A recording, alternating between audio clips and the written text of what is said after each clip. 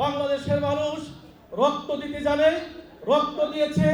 যেভাবে স্বাধীনতার যুদ্ধে তারা জীবন দিয়েছে, এরপরও অনেক আন্দোলন হয়েছে, সেই আন্দোলনে তারা জীবন দিয়েছে, রক্ত দিয়েছে।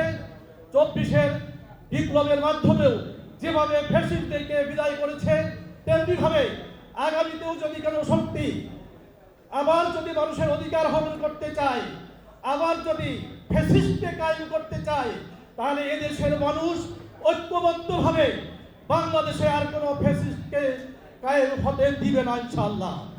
বাংলাদেশের মানুষ আজ ঐক্যবদ্ধ। তারা তাদের গণতান্ত্রিক ভোটাধিকার প্রয়োগ করতে চায়, তারা বৈষম্য মুক্ত বাংলাদেশ চায়, তারা একটি মানবিক বাংলাদেশ দেখতে চায়, তারা আগামীতে ন্যায় এবং ইনসাফ ভিত্তিক একটি বাংলাদেশ প্রতিষ্ঠার মাধ্যমে বাংলাদেশ থেকে সব ধরনের শোষণ, জুলুম, অত্যাচার, নিপীড়ন দূর করে একটি সমৃদ্ধশালী উন্নত বাংলাদেশের পরিবর্তন দিকে নিয়ে যাওয়ার জন্য এদেশের মানুষ আজ ঐক্যবদ্ধ।